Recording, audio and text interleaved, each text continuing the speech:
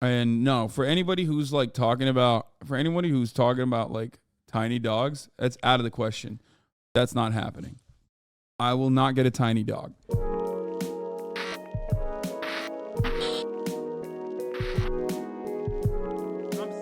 When are you getting a dog? The community's wondering. Okay, so there's two things happening with the dog situation, and I'll explain. I was going to get a dog immediately after the midterms, right? I was thinking about getting a pupper immediately after the midterms because I thought midterm coverage, it's going to be, there's going to be a lot going on.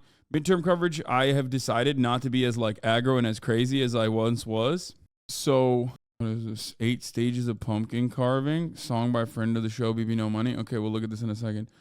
But yeah, dog update is I was planning on getting a dog immediately after the midterms, but at some point in the new year, I am planning on going to Japan with Ludwig and a bunch of other people. Now, we've talked about it. We've talked about it a lot, but I don't know how he's when he puts his mind to something, he'll do it. But also at the same time, I don't know if he recognizes that I'm very serious about it. And I do want to go to Japan, and the Japan trip would not be a short one if we did do that, which is precisely the reason why I'm thinking maybe I hold off after Japan and then afterwards. Because like if I go to Japan for a while and stream from Japan, that is going to be a relatively difficult process. How long? No, not like super long, but so long that I don't want to, leave. I don't want to get a puppy and then train him and then, you know what I mean? And like literally leave him in an incredibly formative time in the hands of someone else. Couldn't you bring the dog as long as it's not scared of planes? Wait, what? No, dude. No, you guys are crazy. Some of you have no understanding of how puppies work. I'm not trying to fuck up a puppy, dude. That's like a 18-hour plane ride. And I don't even think you can just like bring a dog like that to Japan. Have the dog fly the plane, dude. Yeah, Airbud, dude. Literally, dude. I have like a puppy is like a child. A puppy is like a child, but cooler. So I know you guys are like really excited for me to get a puppy and whatnot, but I feel like the paperwork, the quarantine period, all the vaccinations, how traumatic it could be potentially for the puppy to fly to a different country. Like, I just wouldn't do that. Anyway, I haven't figured out what kind of dog I want. I mean, I'm obviously going to adopt regardless, but, I might still go with a pit. Everyone always like, God, white ladies in the chat immediately, adopt, don't shop. Like, fucking, I know, man. Like, I know. I know. Okay. I like, what do you, adopt, don't shop. Like, yeah, dude, thanks. Hey, thanks. Hey, thank you. You're a good person. Thank you for letting me know. But also, my trainer has a Belgian Malinois, and I fucking love that goddamn thing. But I don't know. We'll see. Even though a Belgian Malinois is a working dog, so he needs to like fucking run around all day. So I don't know if I can keep up with that. But yeah, there's always a pussy option. Fuck no. No, you haven't got what it takes for a Malinois?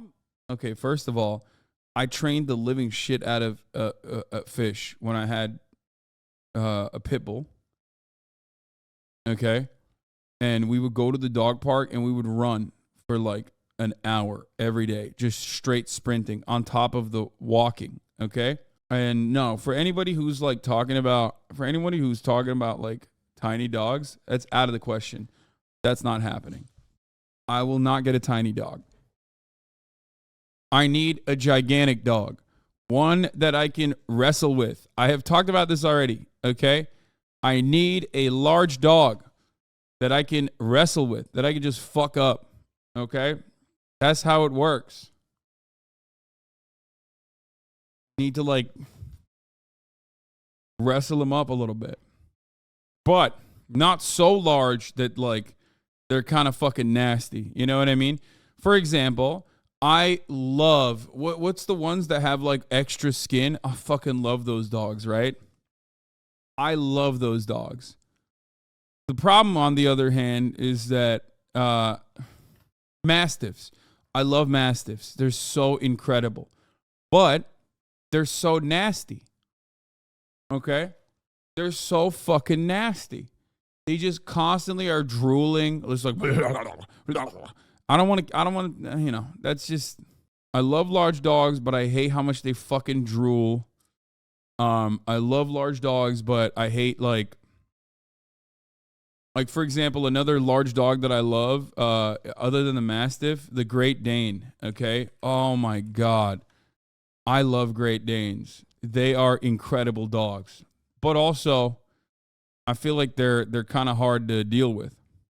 Get a bug-eyed rat demon? Absolutely not. If your suggestion is going to be get a fucking demon nightmare chihuahua, that's not happening.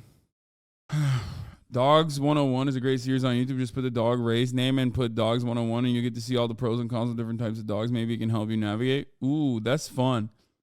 We can do that.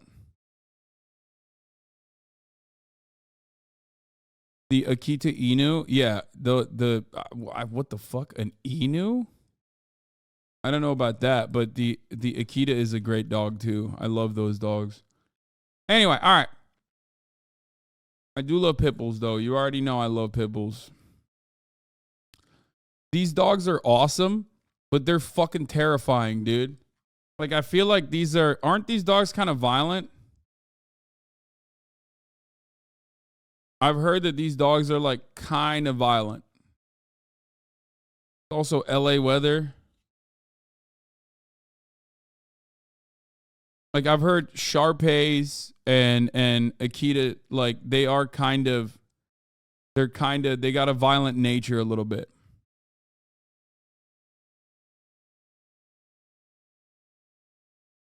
I'm a mailman, Hasan. All dogs are violent. My dog never barked at the mailman. I don't know why.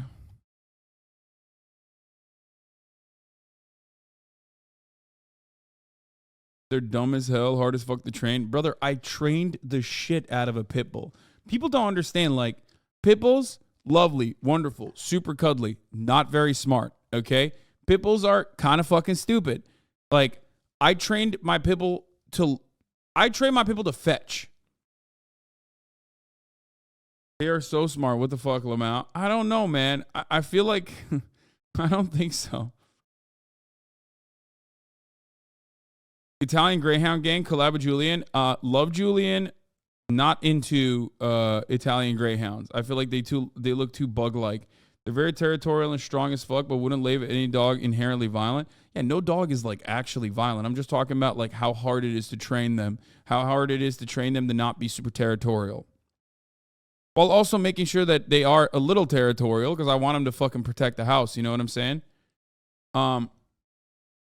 Anatolian Shepherds are perfect. I love them. But they're very hard to you know, they're very hard to keep in a house like this.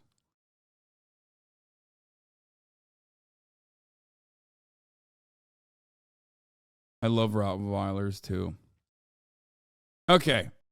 Some dogs are just not good for city life. Yeah. I feel like Sivas Kangal is not a good dog for city life. The also known as the Anatolian Shepherd. There's difference between the Kangal and the Anatolian Shepherd. The differences are marginal.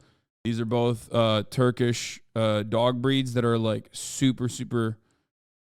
They're like prized possessions, basically.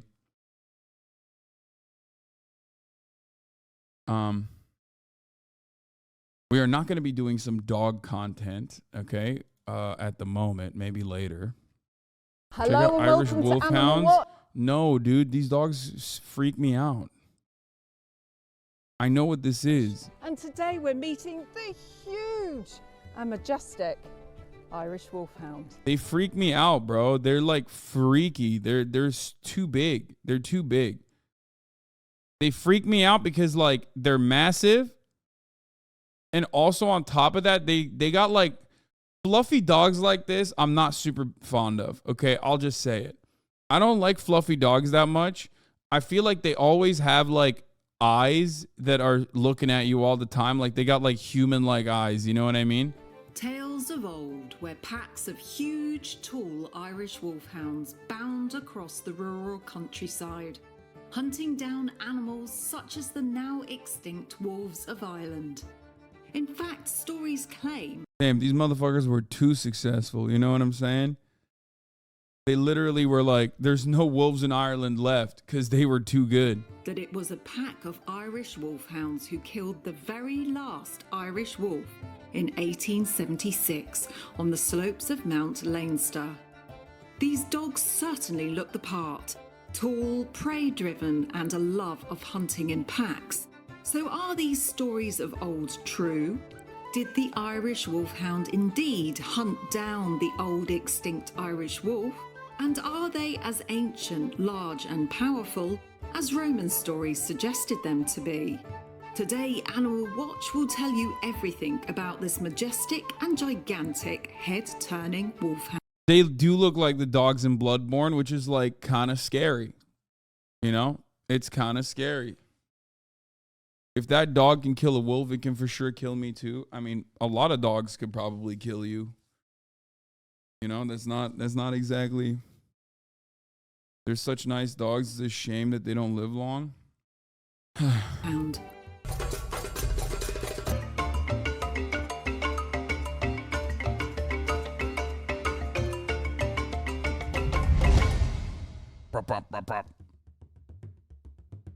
the Irish Wolfhound. Ancient, mystical, extremely tall and noble looking, like a wise old wizard. His story indeed goes back hundreds of years, but it's not as straightforward as you might think. What if I was to tell you that the modern-day Irish Wolfhound is in fact a recreation of the sadly now extinct old Irish Wolfhound?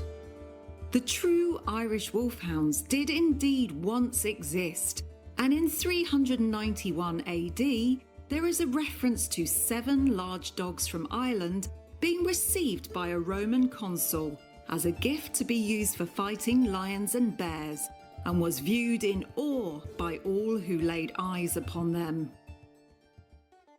But first of all, I'm here today to meet some unbelievably majestic modern-day Irish Wolfhounds in what can only be described as one of the UK's most incredible, naturally beautiful areas, the Peak District. A Stoneleigh Irish Wolfhounds owned by Claire Morehouse and Jason Mather have some of the UK's most beautiful Irish Wolfhounds, and all are here to meet the Animal Watch viewers today. Okay, I mean, this is too long. I'm not going to watch all 16 minutes. Since, as work 1786, it is thought to have been killed by a pack of Irish Wolfhounds. After this, the remaining wolfhounds stayed in the hands of a few families who kept the dogs as symbols of status rather than used as hunters. And these were said to be the last of their race before this. Okay, we're not doing dog content. We're not.